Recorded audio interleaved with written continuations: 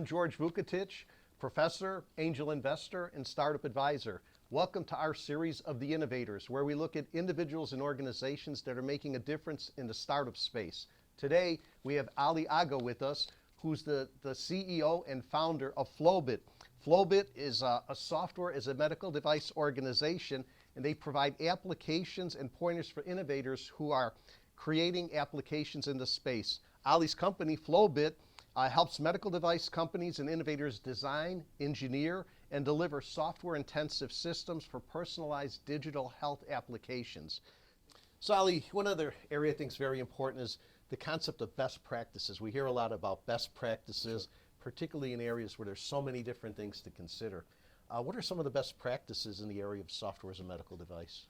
Software as a medical device does really actually have a long list of best practices and guidance that you can follow. However, from my experience, I'll note the ones that are kind of underutilized. And there are about 3 categories that I want to see more of. That involves in-app analytics, automated testing, and interoperability. Okay. So using in-app analytics is basically, it's already widely used with e-commerce, marketing, and social media software. And it's not as popular in healthcare applications. So it helps developers keep track of what screens the users are using, what functions they're using. And if there are errors and problems, it kind of notifies and kind of monitors that. Now, with medical device applications, you'll obviously have to make sure that whatever analytical information you're gathering is HIPAA compliant. However, not using in-app analytics will leave you at a big disadvantage. It's like flying blind. You don't know how your system's performing, how many users came onto your system today. That kind of metrics are important. So, so that is one area that is underutilized in our software as a medical device field. Another area that is kind of like not designed well, or is not always followed, is automated testing. So for example, iOS is currently supporting 23 models.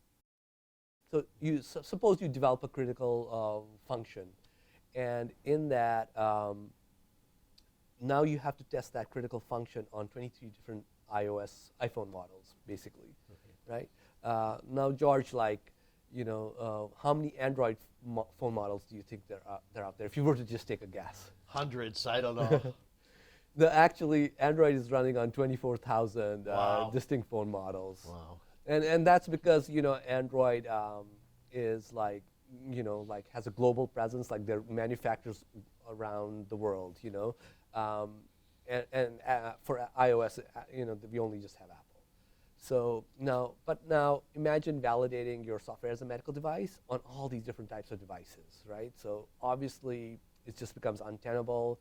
It doesn't make the only course of action here is to automate your testing, your software testing.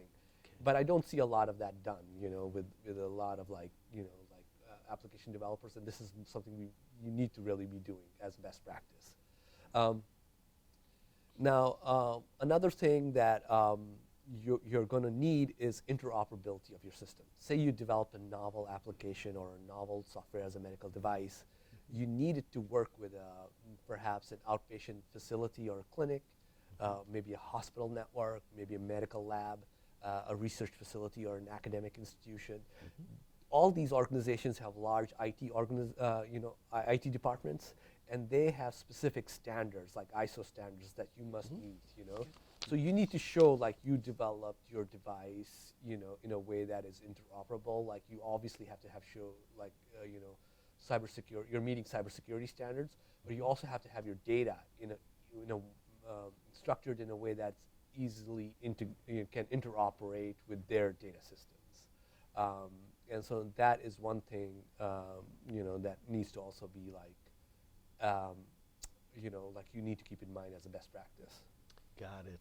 Okay. Got it. Actually, you mentioned best practices. You talked about best practices, and Flowbit, of course, is in the software as a medical device field.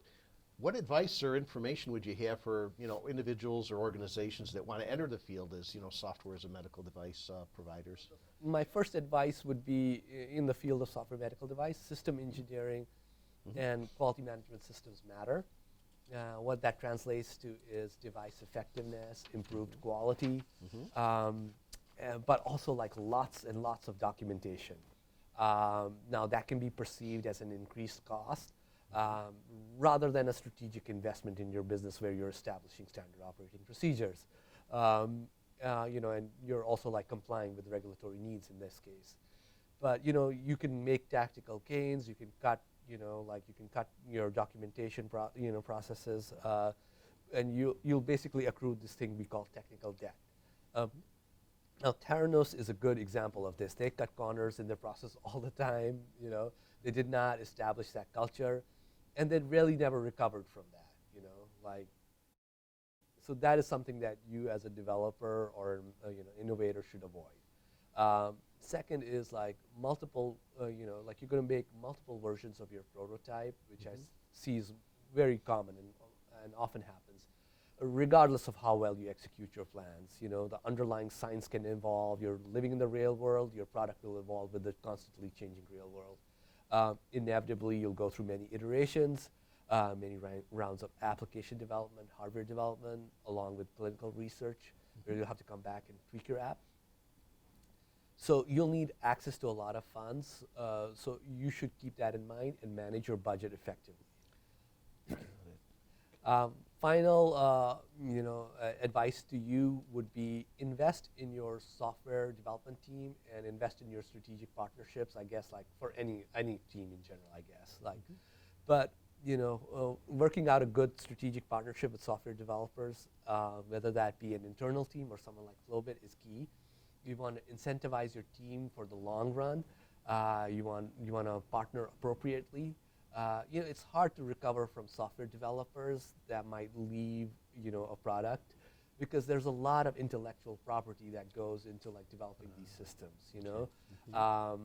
And your software may not be in a position where it can be easily handed off to another team or vendor. So sometimes when that does happen, a new team will come in and they'll insist that there's very little documentation perhaps, and it's hard to understand. Making updates not economically viable, But software is complex, so you don't want to leave your software development team. Otherwise, you would have to go to your investor or your chief financial officer and ask them for more money, and that is a situation you want to avoid. Got it. Well, Ali, I got to tell you, this information has been very, very informative, very helpful. If any of our audience or viewers wanted to reach out to you, what would be the best way for them to get in touch with you? Thank you, George, so much. Really happy to do it. Yes, and for your audience, you can reach out to me at ali@flowbit.com, or if you need more information, you can always check out my website at www.flowbit.com. Got it. So www.flowbit.com. Got that. Okay. Hello, my name is Aaron Cortez, and I work here at the Northeastern Illinois University under the Center for College Access and Success. My role here is Director of STEM Pathways. And what that means is that we work with high school students, also with middle school students, elementary school students, to develop certain capacities in STEM, science, technology, engineering, mathematics. Some of the work that we're doing today, as you can see behind me, there are some 3D printers, and we work to develop the casing of this microcontroller. And one of the things that is excellent about that is that through the work that we do here at the Center for College Access and Success in this center space area is developing the capacities and the skill sets of youth to go into the field. And so as we go through this collaboration, understanding what are the careers, the professions that are out there, it is great to see that we could connect the students to that knowledge, right, and to that capacity, and also get them prepared so when they go to college, they have an idea of what career they want to go into. So again, it is a pleasure to have you all here at the Center for College Access and Success of Northeastern Illinois University, and we look forward to collaborating. Thank you.